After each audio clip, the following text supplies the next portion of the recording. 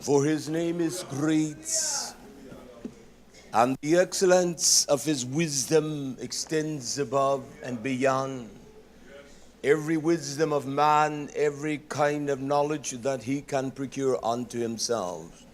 We greet you all in Yeshua's mighty name on this Keith's Day Emat.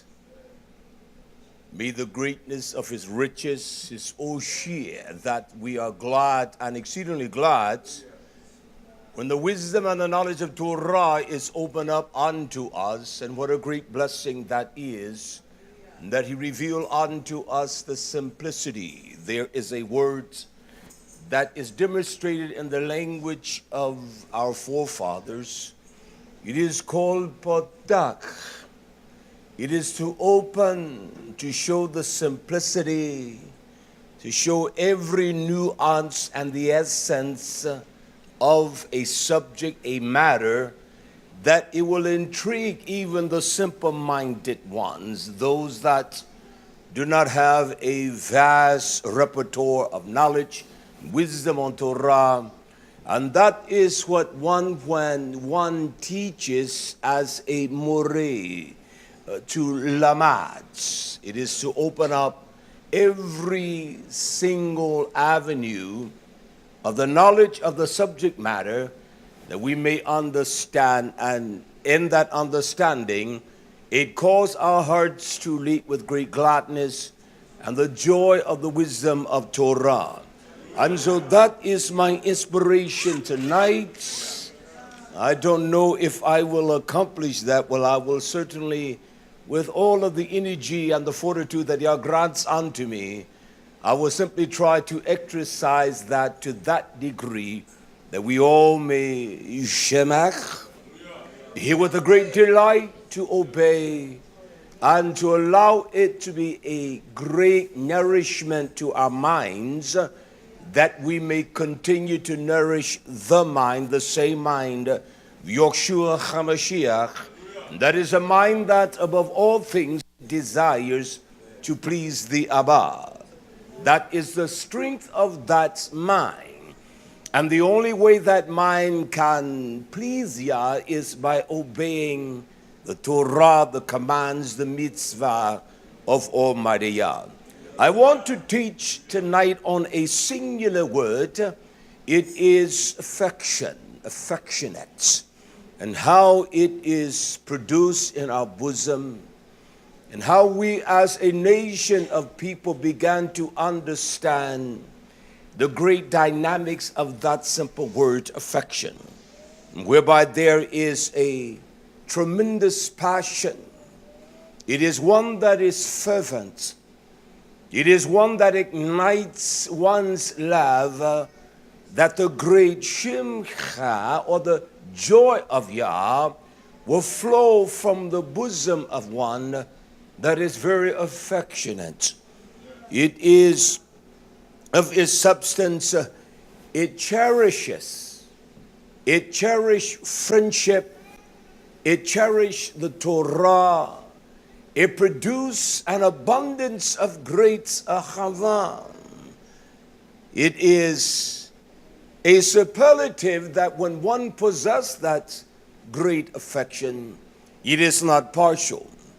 I was saying to my Zachin Shimri today, I said to him as I began to haul wood during the summer, there was a pile of wood that I knew that the blocks would be large abundantly.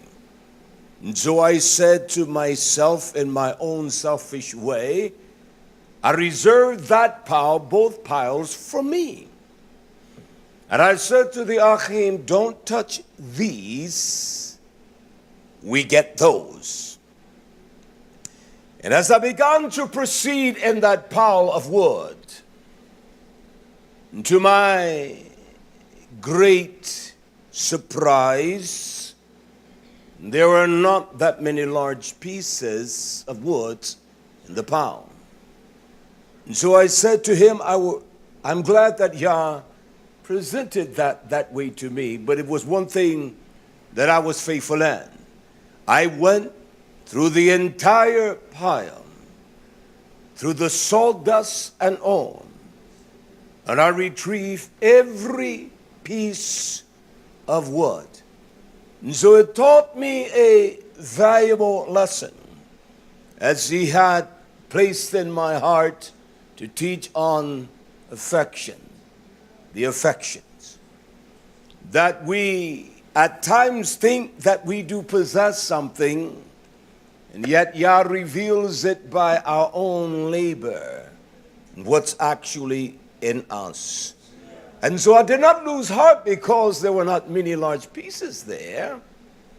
I was faithful in the endeavor to go through the pile, and at my surprise, 50% of the wood was small little pieces, but they certainly looked large when he loaded that truck, so I specifically put them in that place.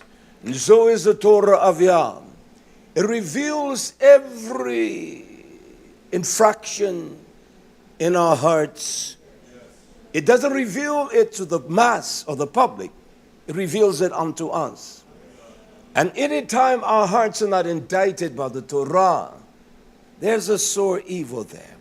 So what I want to teach on the affection, how it is developed, how it is processed, and how it reveals in us the greatness of that affection. And I want to, hear me, Yisrael, you can write down the chitzveh, the scriptures, but it is somewhat distracting what I'm reading, and I'm expressing things, and you want to continue in the process to read, to think that you're going to get some profound revelation. You get the revelation by hearing. So I want to begin here with this great scenario here in the book of Jubilee, the 22nd chapter of the book of Jubilees, Jubilee 22. And there is one verse, I want to begin verse 26. It is one thing that we must realize, the profoundness of our affection. It speaks the most when it is expressed, and you will know when one has a true affection. It is developed by a process only Yah can cause the processes or the way we go to develop that profound nature that we all ought to have. So in the writings of Jubilee, the hammer who is like unto Almighty Yah, it speaks of Abraham, and it speaks of Yitzchak. It says that the two of them laid in one bed. And Jacob slept in the bosom of Abraham. He laid his head in the shat, or what the Torah would call the Yacha. It was a special place. One says to you, you're special to me. You have a special place in my heart. Now, I want to express it that way because we need to understand. That's why we as teachers and leaders of Yah, we must search out the intricacies of Scripture. We must understand every word. We cannot understand some of the words, but they are words that are vital to our strength and our growth. So Jacob, he slept in the bosom of Abraham, his father's father. It says, and Abraham, he kissed him 7 times to bestow the 7 ruachim upon Yaakov, that the light, the ma'or, the light of Torah, would shine not only through Yaakov, but unto the seed that would come after Yaakov. And Abraham, his affection, his great passion of kindness, his great chava, his devotion, his affection, and his heart began to rejoice. He was in the throes of death, but yet in the midst of that, because of his great affection for his son Yitzchak, And the seed whereby the promise of Israel would manifest itself through Jacob. When he kissed him, his heart was vivid, it was alive, and he began to rejoice even in the thralls, the grip of death. He began to rejoice. And it is one thing that great affection does. It makes the heart rejoice.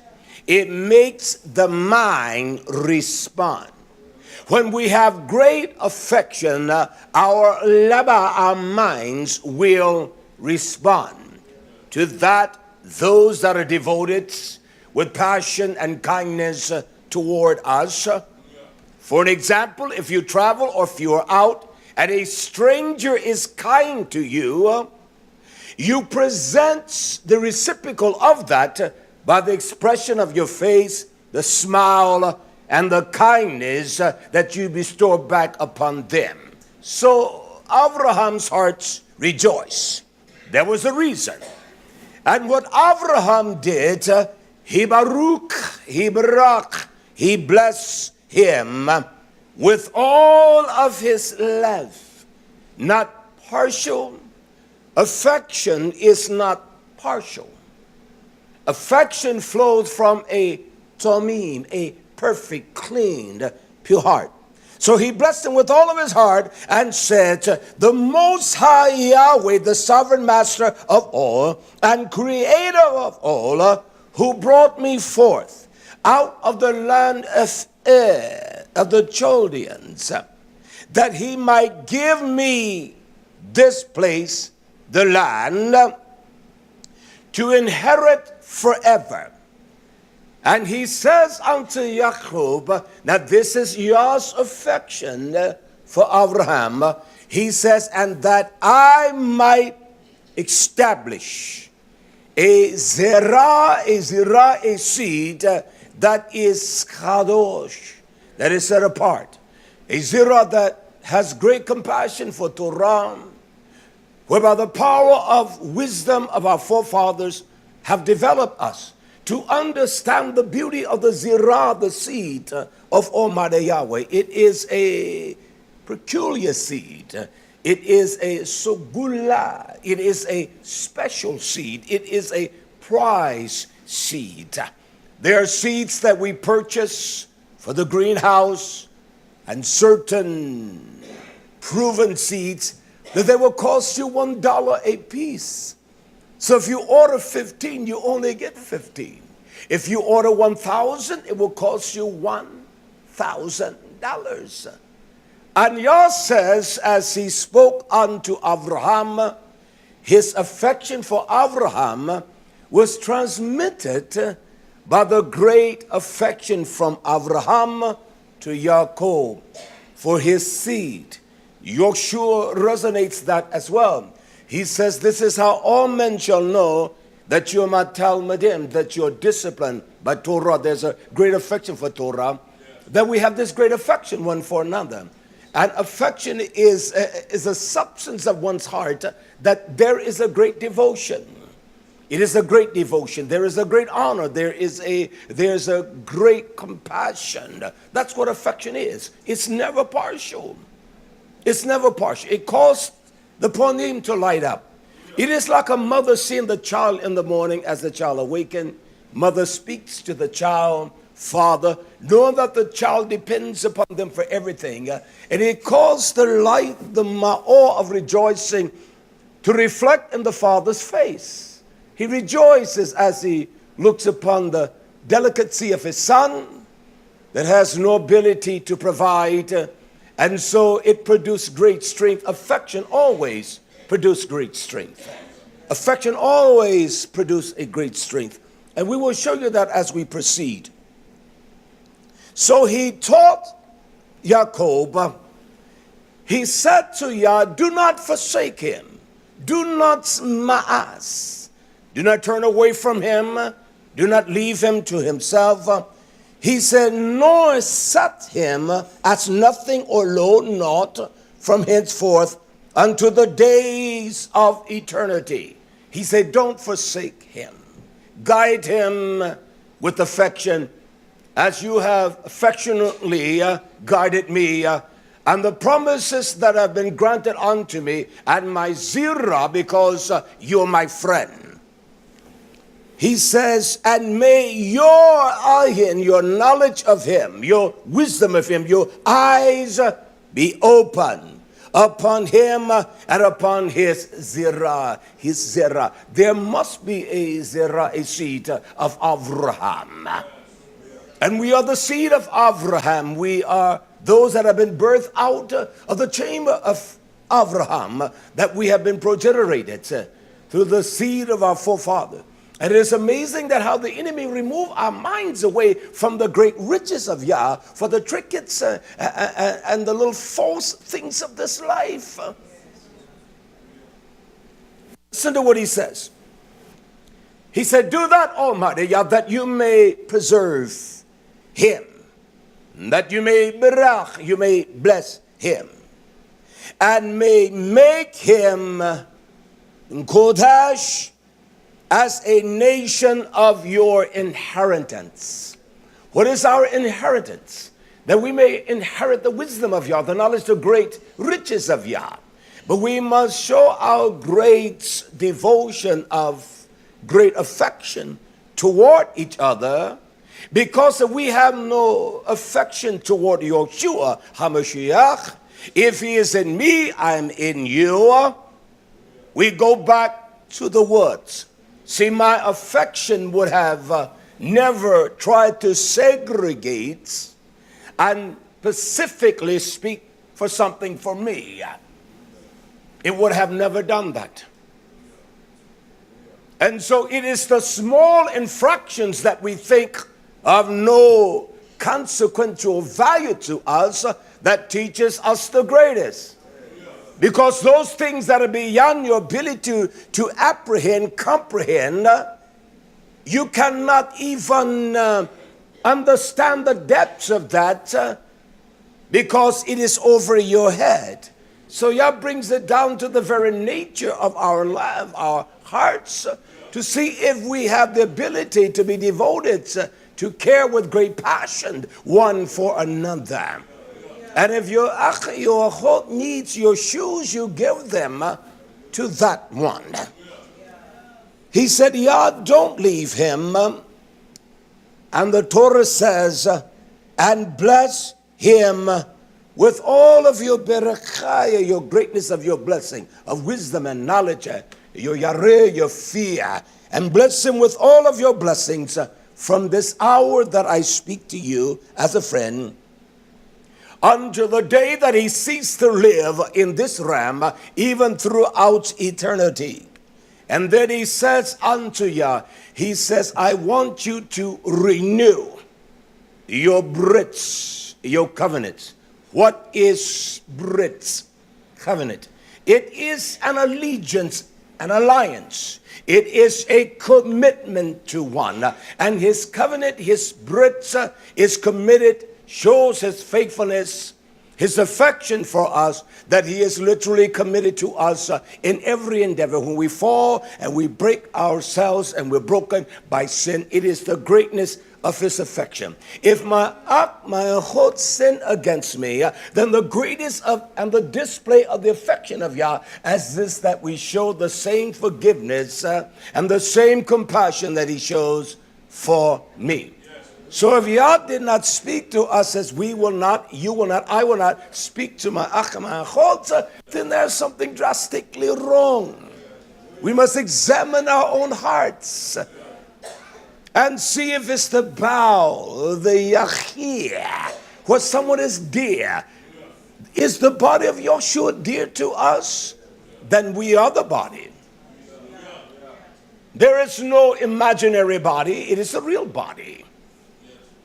It is a true body, empowered or it is mobilized by the wisdom of Torah. It embodies everything that Yeshua is. And we as a nation of people that's set apart, we embody everything that Yeshua is and was and is to come. Affection. This great devotion of love, it is fervently rooted in our hearts. And it expressed in our ponim, and our face, our countenance. It is expressed there.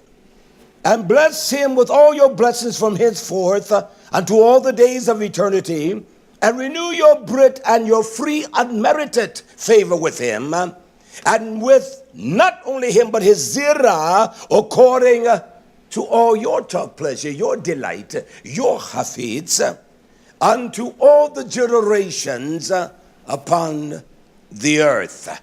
It doesn't mean those that are dwelling in the land that we call Yerushalayim, but he talks about the door, those that are his people, wherever they're dwelling, the place of their station, wherever they live at this time, that he asks y'all to renew, to do the Brit Milah, to circumcise their minds constantly in their hearts.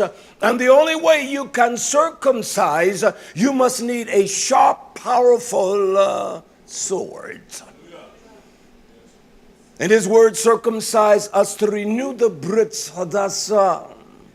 It performs the Brit Milah, the cutting back of the foreskin of our heart, our ways that corrupt us and that create such evil in our minds. We must understand the very seats of affection. Shaul wrote unto the gathering of Corinthia a very demonstrative passion and affection for them. And he spoke directly of their great inferno of affection. 2 Corinthians 7:14, I want to begin.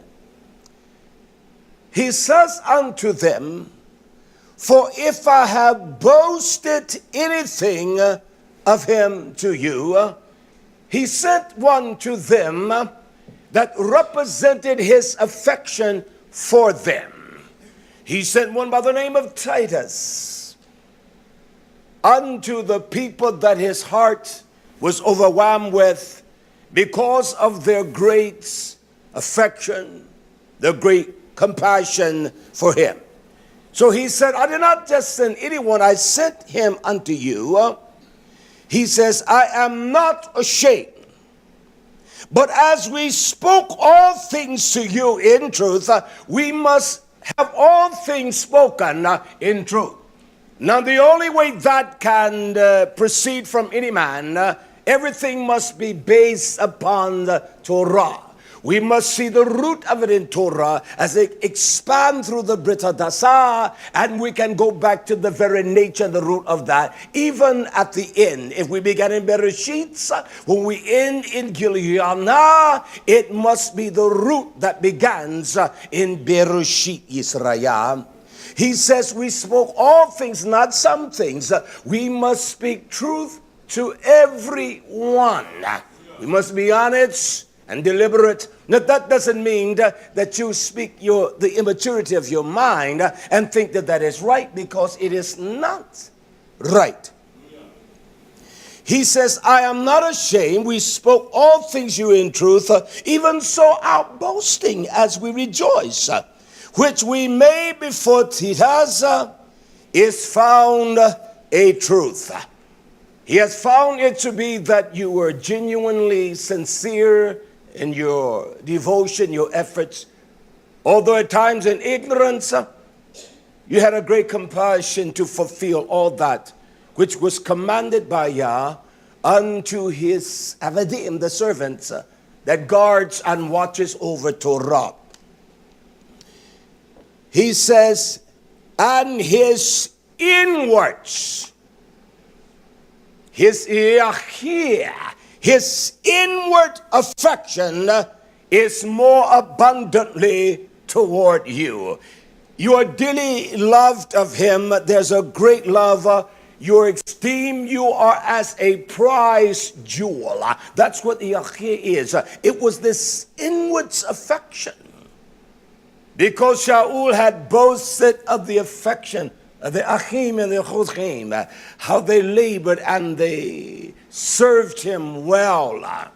and how compassionately and kind they were to him. He said there was something in him inwardly, and it is called his yachia. You are a gem, you are a prize to him, you are of great preciousness, and that's what true affection is. It sees the preciousness of the body of Yeshua. One may be stronger, one may be weaker. In every great house, there are all kinds of vessels. Vessels of honor, as Azachin Yarameya taught us, and vessels of dishonor. Vessels of gold and silver, but they are all equal because they serve the purpose and the mandate of Yah. And his inward affection is more abundant toward you. When he sees you, when he comes into your midst, you will sense this great passion of devotion. It is something that is inwardly. It is in his mind. It is in his love. It is in his ruach. It is in his nature. His actions will present what is inwardly in him, and you will know that it is sincere.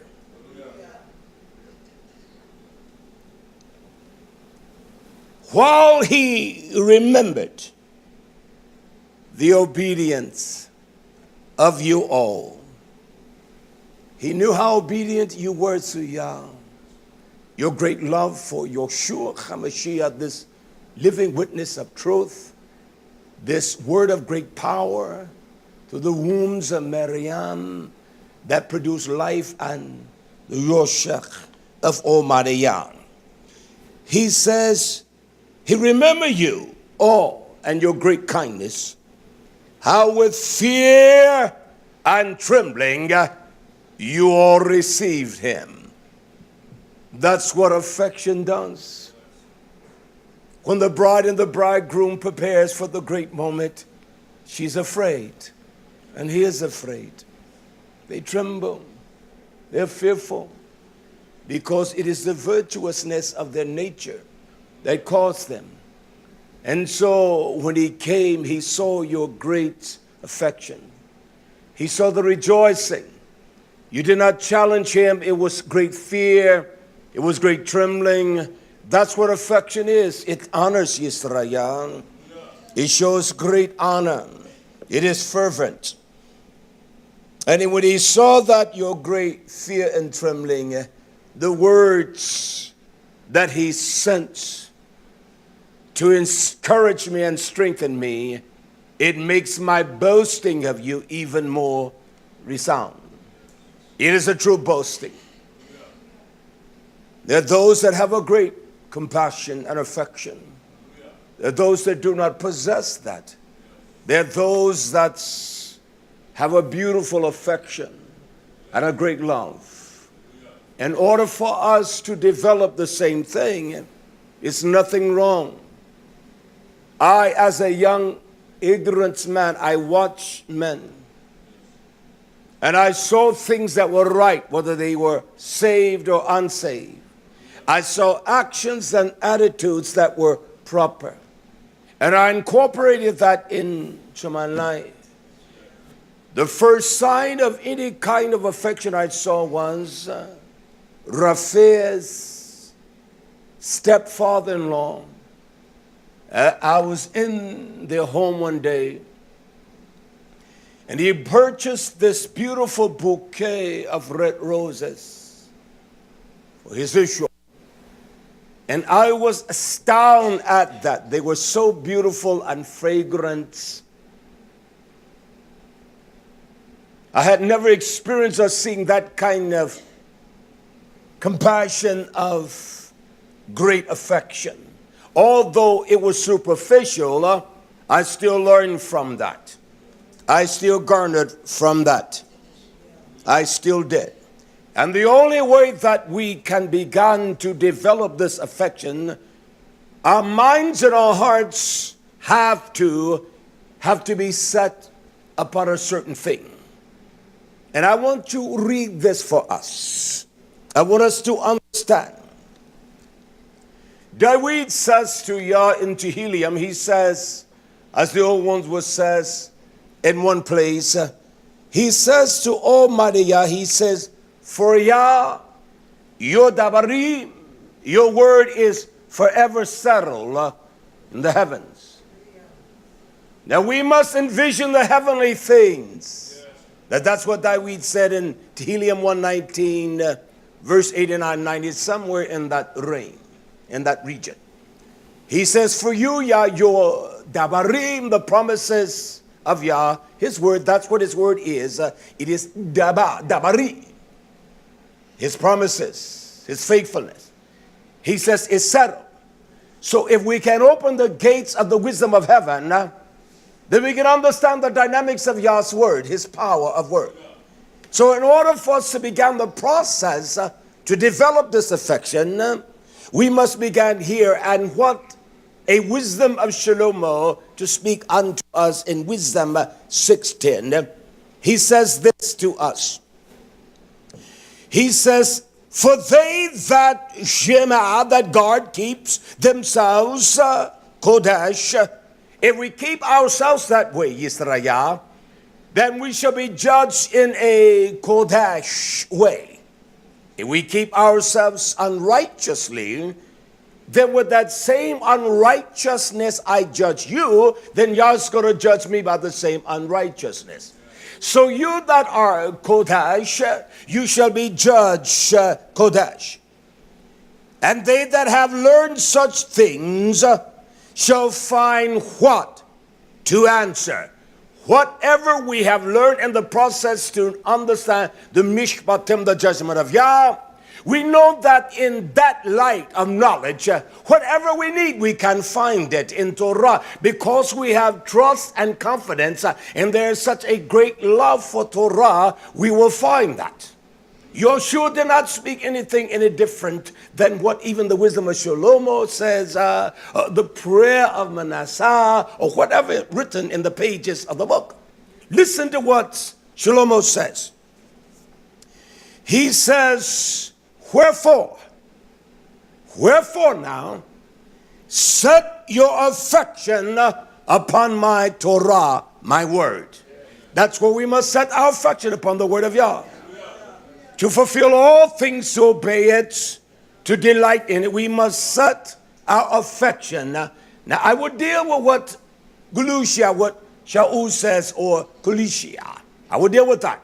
But he tells us here to set our affection upon the Torah, the Dabarim of Yah. Set our affections upon that, upon the word of Yah. I know what it says. We should set, Shaul says, set your affection on things that are above and not on the things that are on the earth. Well, where is the Torah of Yah? It is above. It is high above all philosophies and all kinds of intellectual scholarship. It's far above that. So we must set our affection upon the Torah, the word of Yah, to learn the wisdom of Torah. You can never develop affection without understanding Torah. That's why our affection is superficial, it is bogus, it is not, as the old folks would say, quote, heartfelt, unquote. The affection that Abraham had for the Zerah Yaakov, it made his heart rejoice. And that's what affection does. I know this is a simple teaching, but we need this. And so we must set our affection, our passion upon Torah, the word of Yah. It is settled. You can't go under it. You can't go around it. You can't go over top. You can't go between. You must come in at the entrance of the door, whereby it reveals to you my sins. You must come that way. You're not going any other way. Yeshua is the door. You must come through. You must be washed in the living water. Listen to these words. Wherefore set your affection upon my words. And then he said, long for them. Do you understand what long it is? It is as one's love, it pants, as the deer pants, digging for the resources. When a deer cannot find water, it digs with its sharp hoof. And it digs and digs, and one can smell the water. So we must dig into the depths of the Torah. And as we dig with great affection, it reveals unto us the very nature of our own minds and our hearts. And it reveals unto me how unaffectionate I really am. And how unsincere and also how insincere I am, even in my words and my verbiage to one. So we must long, we must have a great passion. We must desire it above life. We must have that kind of an affection with the word of Yah, that we want that more than we want riches. More than we want land or houses, we want that greater than that. He said, long for the word of Yah. He says, for what reason? So that you can be Musa, you can be instructed. You can have the counsel of Yah, you can be taught. The floodgates of wisdom will be open. It's not going to come any other way, nation. And we think we're going to get it without affection. It's not going to come any other way. It has to come that way. Joel says wisdom is magnificent. It never fades away. That's why his Torah is forever settled. We cannot challenge that. We cannot debate that with him. Wisdom is magnificent. It never fades away. Yes, yes, yes. She is easily seen in them, those that have a great affection, a great love, a great passion for her, and found by those that long for her and seek for her. You will never, they say to us often, and I say, people don't see our beauty because of some physical garment. They see the beauty because of this wisdom. Do you understand what magnificent is? It is arrayed with such beauty of colors and brightness that it flows even in the midst of darkness. It is magnificent. It is beyond the ability of our tentacles or the receptacles of our minds to phantom or to visualize, although we see the beauty of what is before us. That's the magnificence of wisdom. And so when they see you, they don't see some dress, some slacks, or some suit a man has. Oh, they see a magnificent light.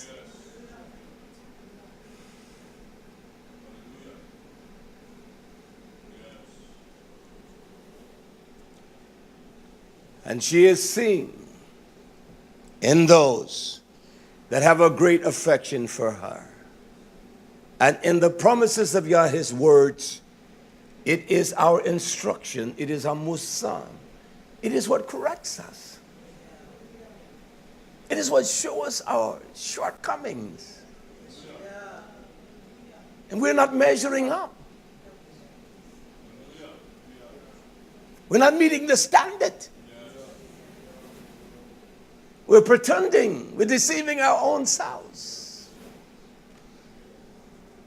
Wisdom is magnificent. Her light, the light of rejoicing. That's why when Abraham looked in the eyes, Jacob, he laid in his shot, he laid in his bosom, the door of his he just, as Granny would say, not squeeze, but squares him. It's like a man says to his Isha or vice versa, my dearly beloved, you're so dear to me. You're so precious. You have such great value to me. That's why it's very vital for me to labor that I may break down every aspect of this great affection, that we may do an examination in our own hearts and see whether we're in the imunah, the faith of Almighty Yah. Hallelujah. This one thing that Shaul gave us the tasnus, the pattern, that we should always do toward the nation, his elect, his people. And he gives us prime protocol here as he writes unto us in the writings of the Philippians 1 and 8. Just hear it. He identifies who is his witness. He says, Almighty Yahweh is my record. He is the one that bears record. He is the one that writes it down in the chronicles of the heavens. It's the Melech. Yah knows all things. He doesn't process things like my mind. I think about man all the time, the uniqueness of this creature. There's nothing like him. Nothing. Nothing. That's nothing like a man. Nothing. Nothing. Although we're lower than the Melachim, he has entrusted man. Although we're wicked and corrupt, with the life of his Hamashiach, his dear son, he put that in the hand of man. And man is special to him. And he's going to cause the value of man to increase. He's going to be of great value. I'm talking about a man. One who is governed by the Torah of Yahweh, by the law, the Torah of Yah, is ingrained in his mind. So Shaul writes unto the Achim, the Zachaim, the great leaders and elders, that they would gather and read this letter to one another of the great beauty of his concern for them. So he let them know the words that I say, they're recorded in the heavens. So Yah is my records. My testimony cannot give you the significance of the record. And he uses the words gadol, how greatly I long, how greatly I long after you all.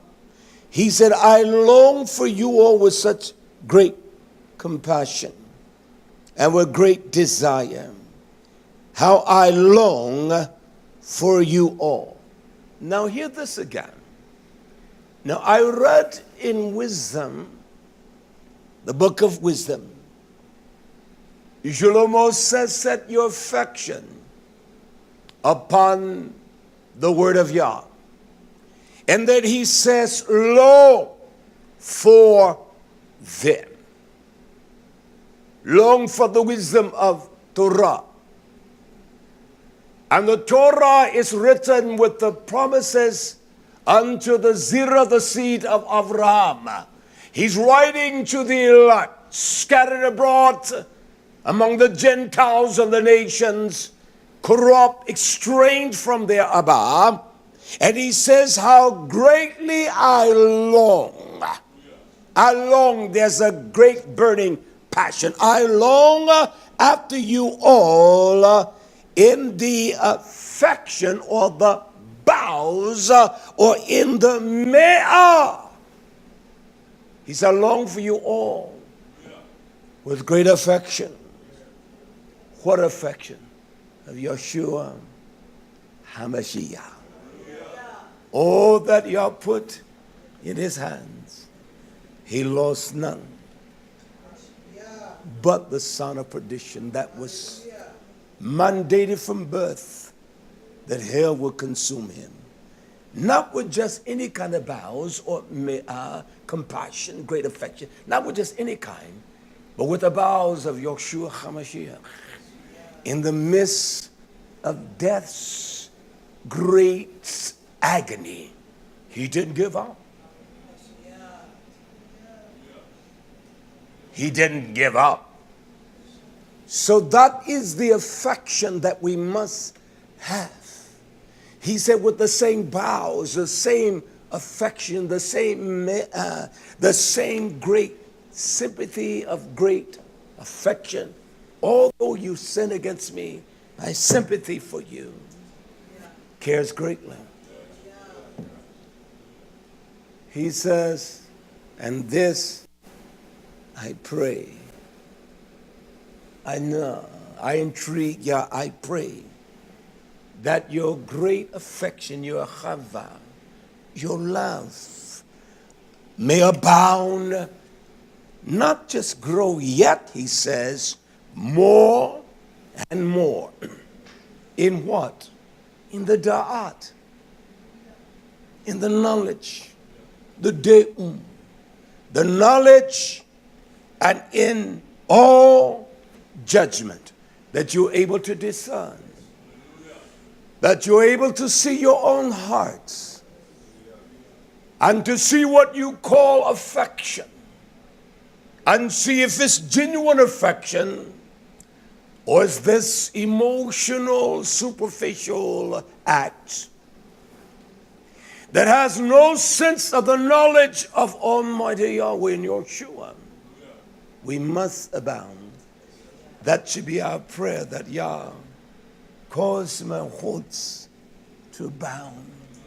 The more and the more. My akh, the akhim. It's sad how ignorant we are, isn't it?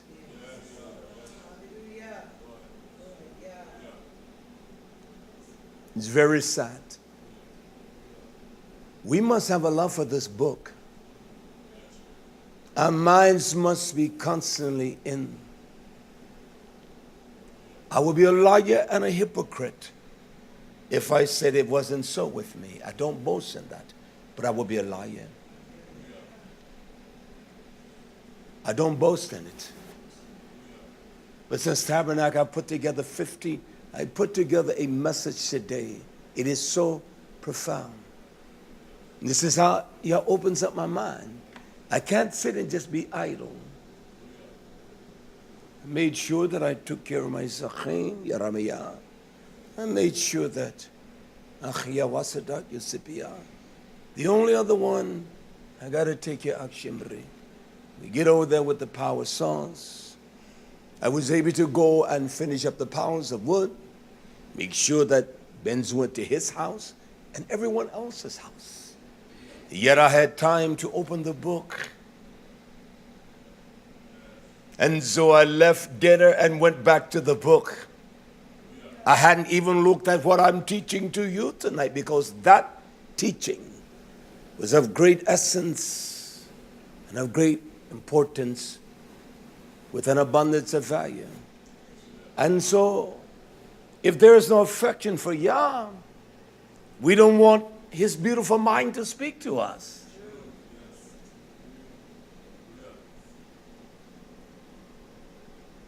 So wherever your affection is, that's where your heart is.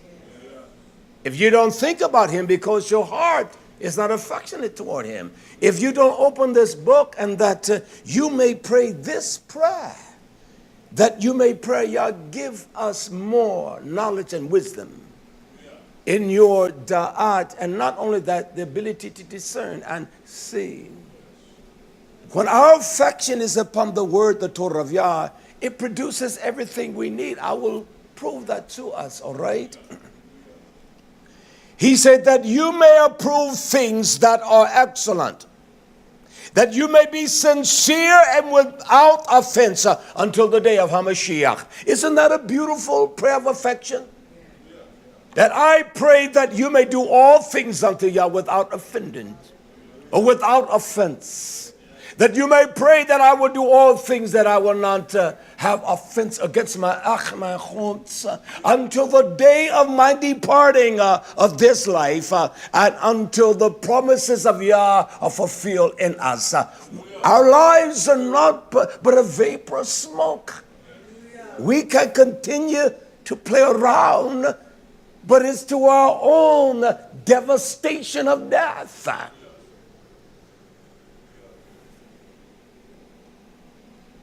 He goes on to say to us, this is what affection desires.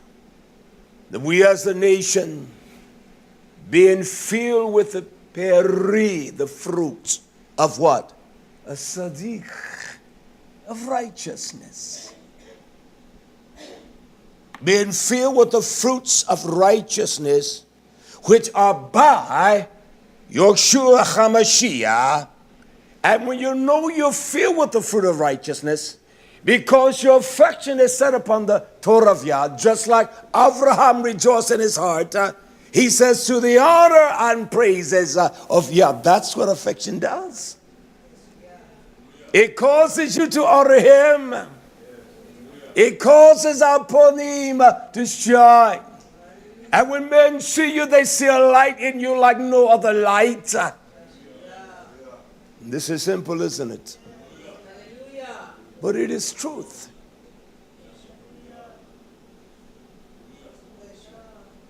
This doesn't come by some intellect of any man. This has to come by the rejoicing of the fruits of Yeshua's righteousness that are in us. Greater is the power of the living Torah in us, Yeshua. What is the power? That he's alive. And because he lived in the sadiq and the righteousness and all fruitfulness of Torah, we can too. That's why we do it through him. We live honest among each other. We do right. You know, I said, this is the only way we're going to truly learn affection. This is the prototype of Almighty Yah. It's amazing that the lady that drives the FedEx truck, and she always tells me, very kind to me. I'm so amazed. To us, it might not be beautiful. It is so beautiful. The colors, the scheme of things, it is. You know, son, I remember Evangelist Hartsfield teaching me something one day. He says to me, son, you know how many colors there are? Well, I did not know. But I have learned to, from that day, but by my inquisitiveness, to understand the multiples of colors that our eyes can look at and phantom. And I've looked at hundreds of thousands of them.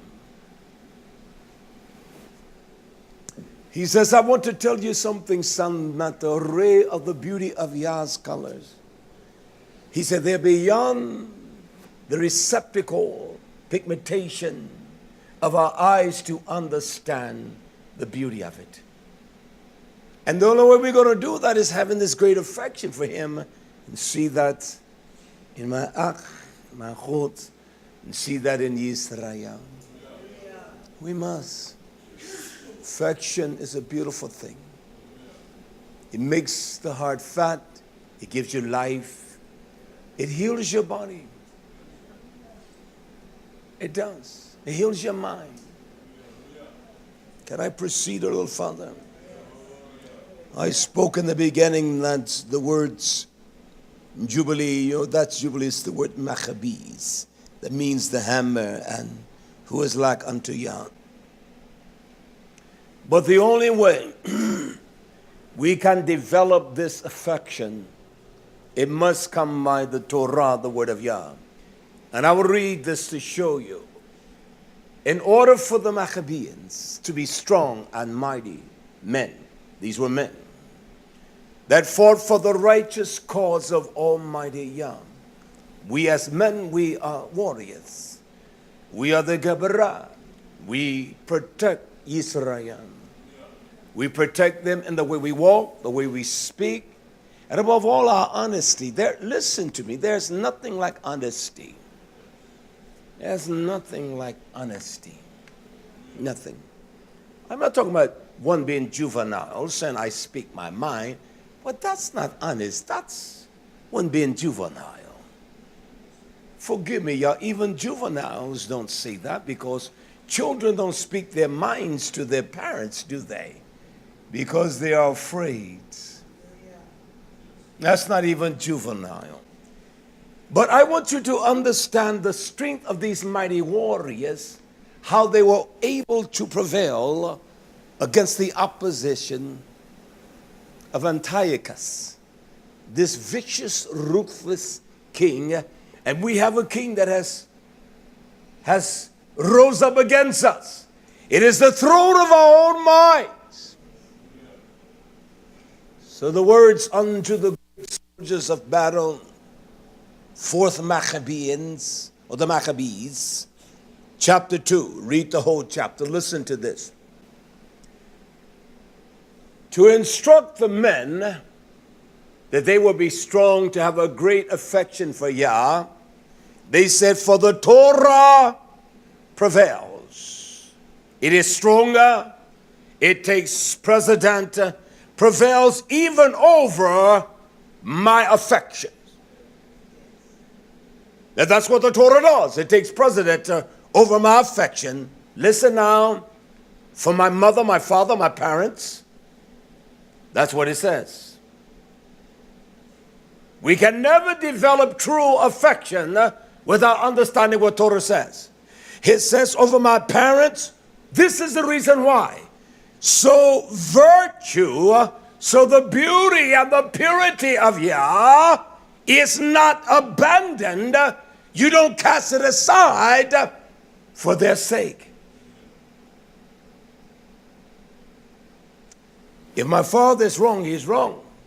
My mother is wrong.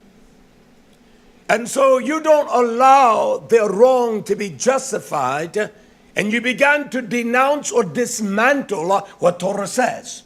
So in order for us to be strong warriors, we must first of all allow the Torah to establish affection in us. And affection, as I made the statement, has no degrees of, I love this one more. It is the same. Your affection for your son is the same affection for her son or their son.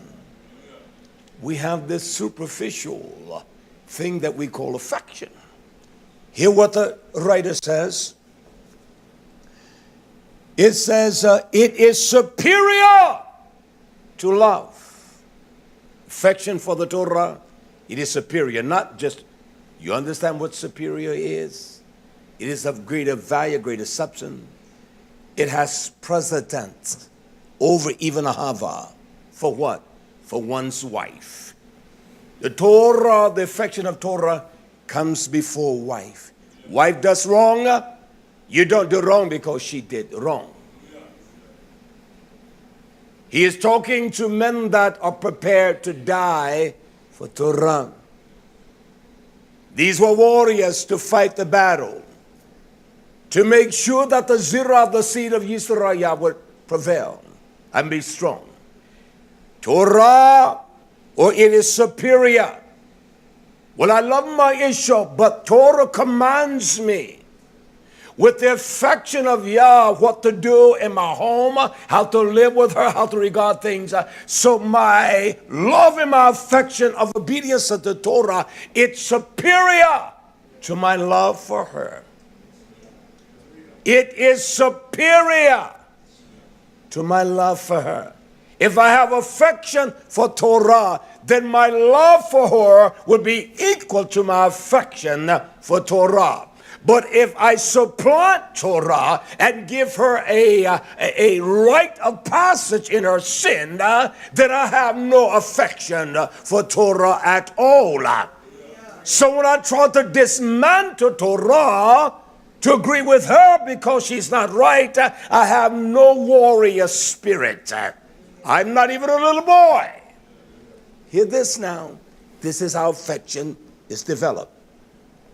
It is superior to love for one's wife, so that one rebukes her when she breaks the Torah. We got this premonition that we must talk soft and say, well, do right, oh, Raphael. No, one rebukes her when she defies the Torah.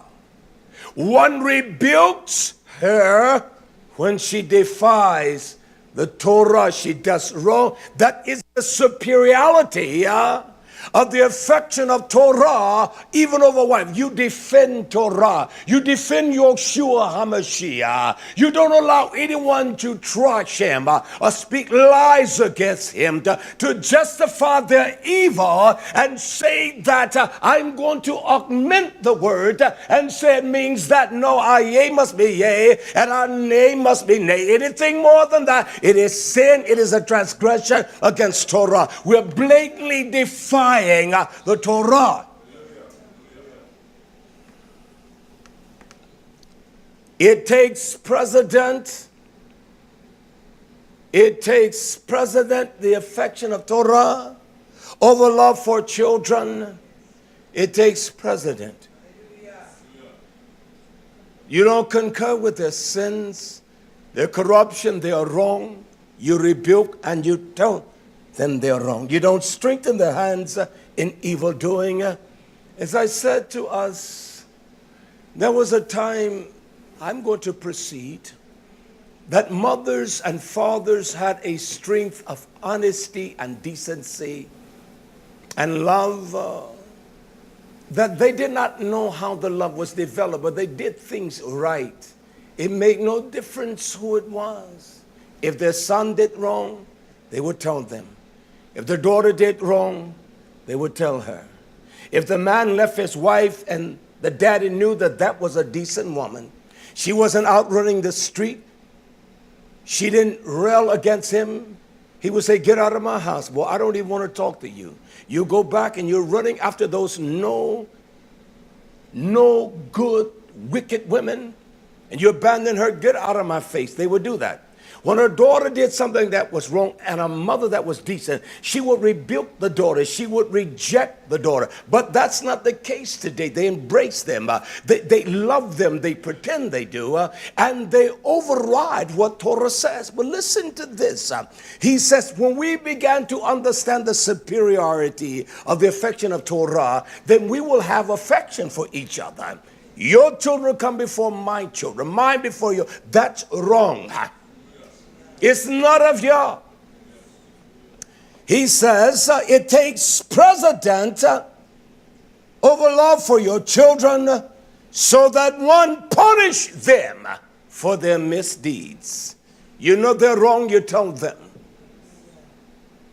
You know that when it's gone the way of error, you tell that child and you correct them. When you don't correct them, when you don't embrace them in the midst of all of their corruption, then you allow that position or that birthright of them to supersede what Torah says. And that's why our affection are so twisted. They are so wrong. They're not right. They are corrupt and evil. Listen to this. This is the beauty of affection, of one of the most valuable things on the earth to us. And it is Raah, it is friendship. This is how affection is developed among friends. Can I show us? He says, even the affection of Torah, it is even sovereign over relationships of friends, so that one rebukes friend when they act wickedly. That's pure affection. You have a friend, she's not taking care of the children, you rebuke her. You have a friend that have done evil against another, you rebuke her. You have a friend that have abandoned her children, her wife, her husband. You rebuke that one, because the Torah commands us. The Torah commands, he commands us, that men, we love our wives as we love ourselves. We're willing to die. And it commands you daughters. It commands you daughters to submit, to be subjugated to your own husband as unto Yah. You can try to change it, say it's not what it means. You are a flat, wicked liar. That's what it means. Does it mean for me to love my wife as I love me? Does it mean for me to love my wife as I love me?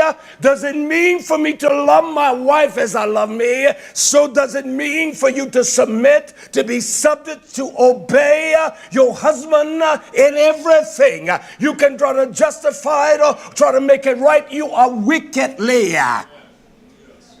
See, the Torah, the affection of Torah takes precedent over everything. You tell a young man that, you tell a young woman that, they may turn against you, but your affection for Torah doesn't make you have respect for them. My affection for Torah is not going to make me honor their sins and their corruption.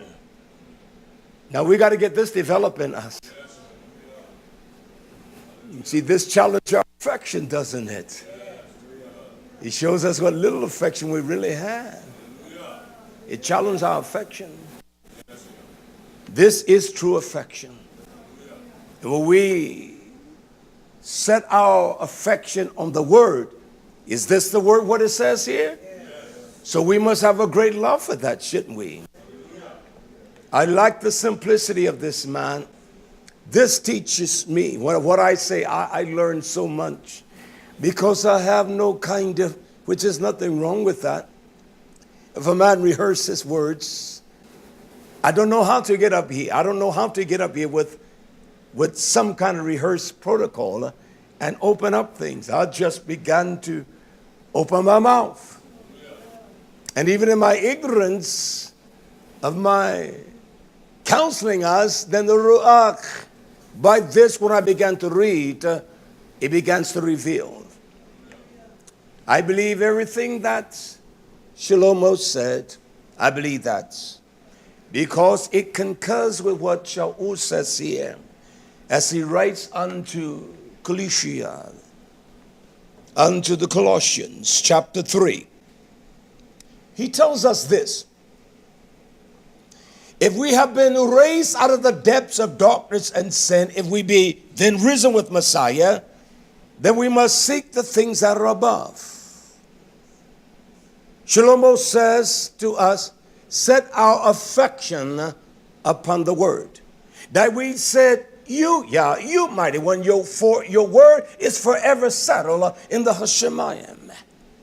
He commands us, if we are raised in Yeshua, we've abandoned our sins, we have an affection for Torah, then we must seek the things that are above, where Messiah sits at the right hand of Almighty Yahweh. We must seek the things that are above, that are settled in the heavens. We must seek the wisdom, the understanding, the discernment of Yah's Torah, his word. Then this is what he says here, that we must set, his word is forever settled. Set your affection on things that are above and not on the things that are earthly. What is an affection? It is a devotion to anything. If we love talking all the time, we love eating all the time, we love just doing frivolous things, we must set our affection upon the rewards of Yah. And then when we do that, we can see the reward of the beauty or the essence of the great, magnificent light of his nation. We must do that. We have to, nation. If we don't do that, we're going to be torn to smithereens and torn apart. There are not going to be many, as Zakim Benjamin reminds us all the time, few there be that even find it. Few mi'ut, not rabba, many that go into that broads, but few that even find it. Few there be.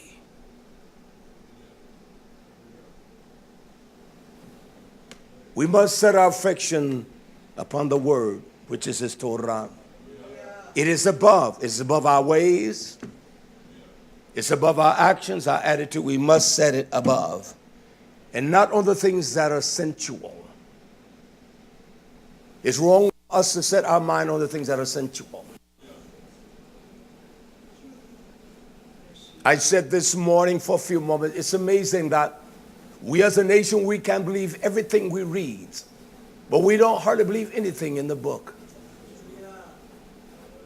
There are those that amass certain sicknesses upon them because they believe they have a certain function of that sickness, and they bring that upon them.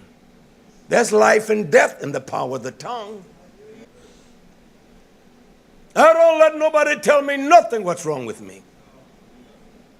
I'm not going to give you that power over the mouth of your shoe. I'm not going to do it. That's just me, all right?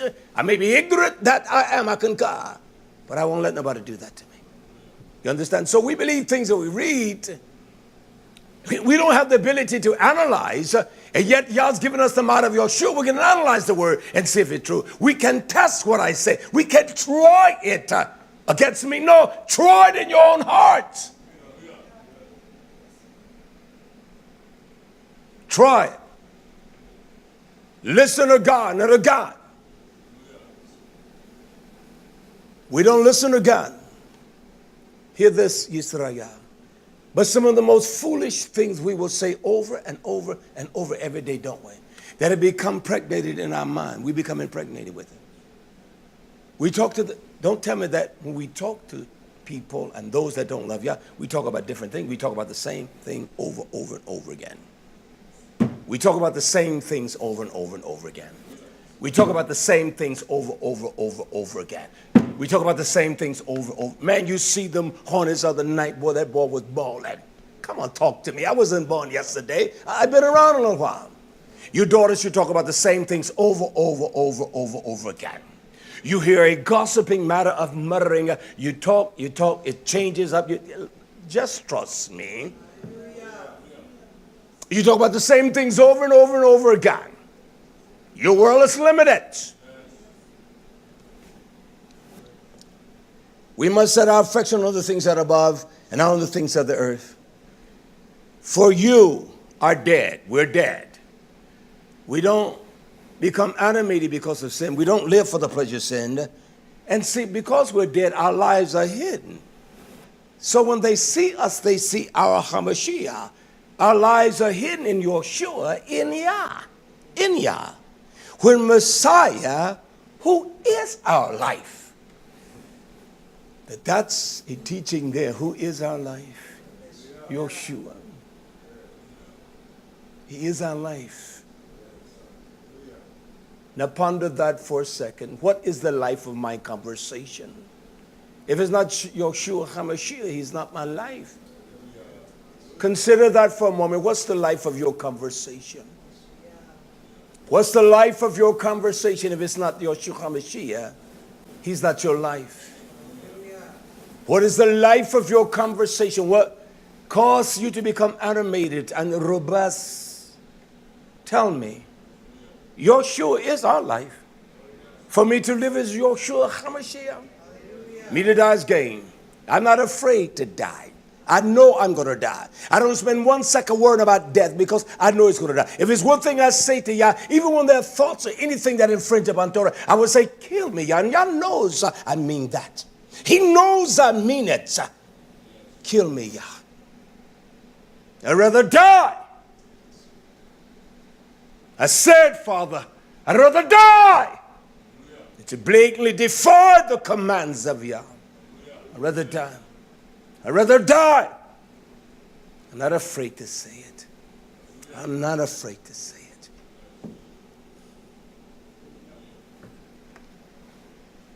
Hear this.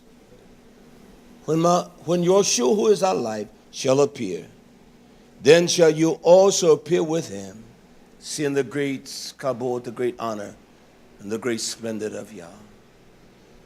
Torah, his words, our affection for that. There's nothing that is even parallel. You're going to have that to fight the battle of life, to resist death, the agony of pain. You got to have that affection for Torah that supersedes love for your children, that supersedes love for your wife, that you rebuke her when she's out of place and you tell her she's wicked in her sins. You don't coddle her. Simply tell her you're a wicked woman. You're flat out wicked.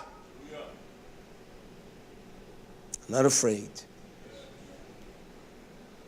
When I say I don't care if no one loves me, sure, I want to be loved.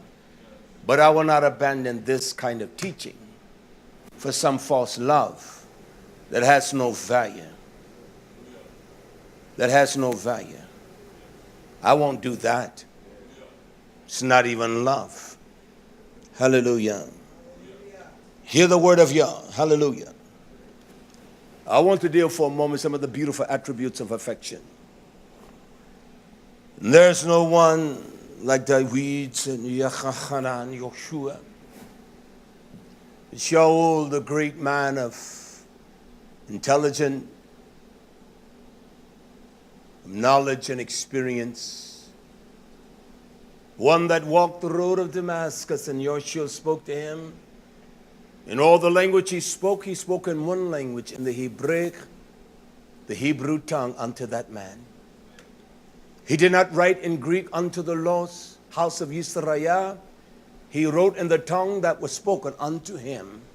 And he was there to persecute, to destroy the Israelite Kedushim. So he finds himself writing unto the Simnia Thessalonica, the elect, according to Yah's great pleasure. Don't you know that it is his affection that has elected us? It is his great pleasure. He could have elected 10 million, but he elected you. He could have elected 100,000, but there was only one that was the jewel of his eye, that his affection was toward. And that's the truth. You don't have to believe it, but it is the truth. So Shaul, in this great spiritual dissertation, as he writes unto the elect of Thessalonica, or 1 Thessalonica chapter 2, read the whole chapter. He makes a statement that is utterly beyond the comprehension of man. He said, but as we were allowed of Yah, it is Almighty Yahweh that allows me to stand tonight, to judge me by the words that I speak. I'm not afraid of my testimony. That was the first thing I said to him. I said, you know what, my friend? And began to tell that testimony.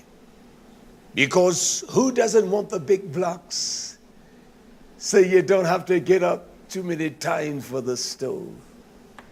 So when I assessed the whole matter, it made me appreciate each block, each square. And I did not differentiate with one square. Not at all. I said to this old man the other day, we were working. And I said, oh man, you're working hard. I like to work easy.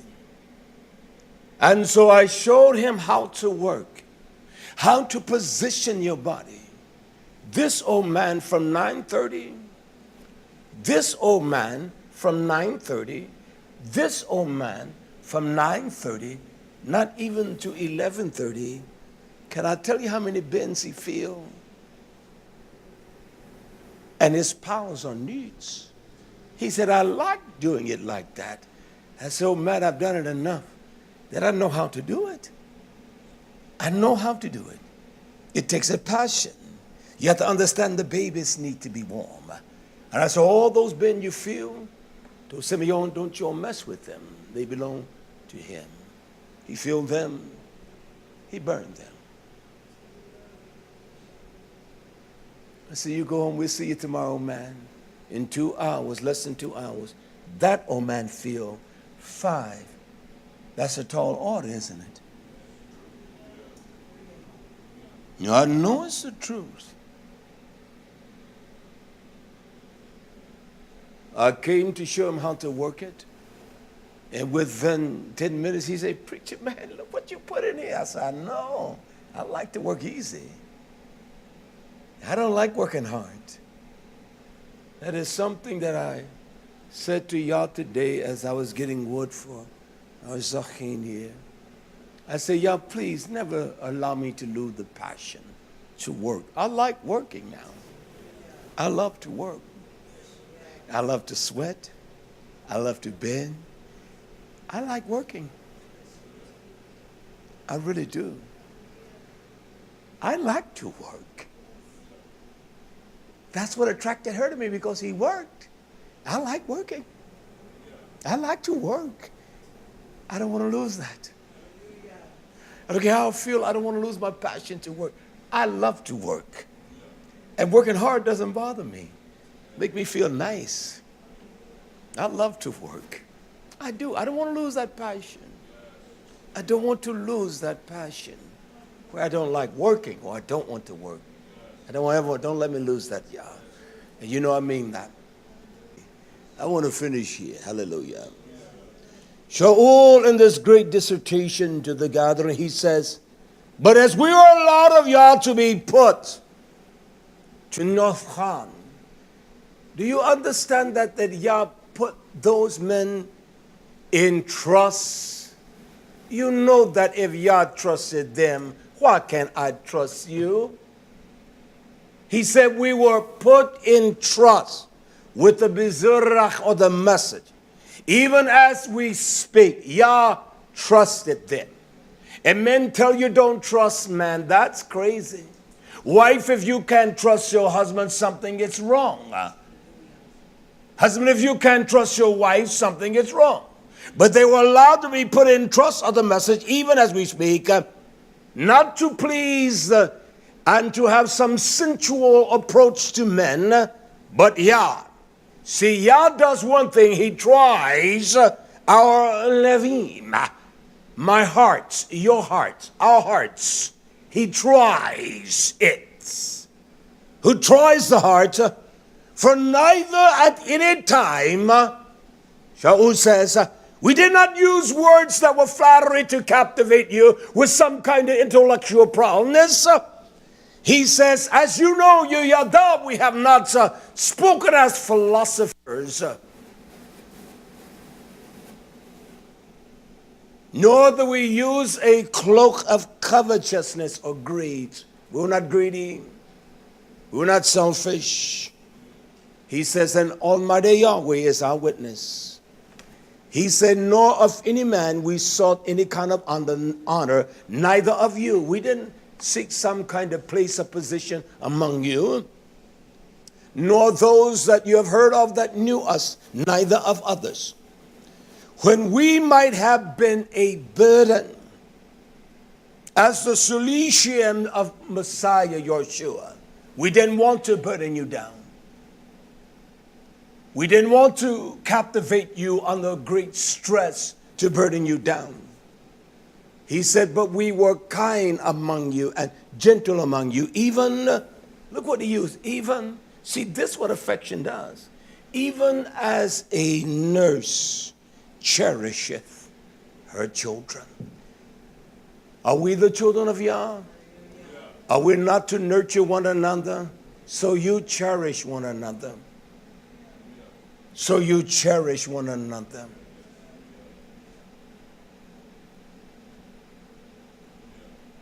That's what a nurse does. She cherisheth.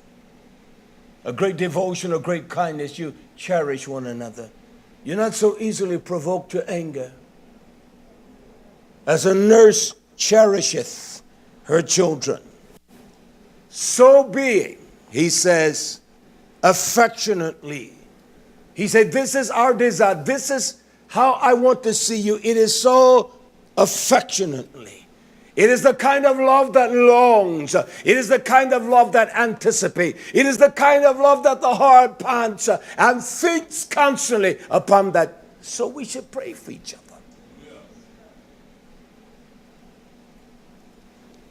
He said, we are affectionately desirous of you.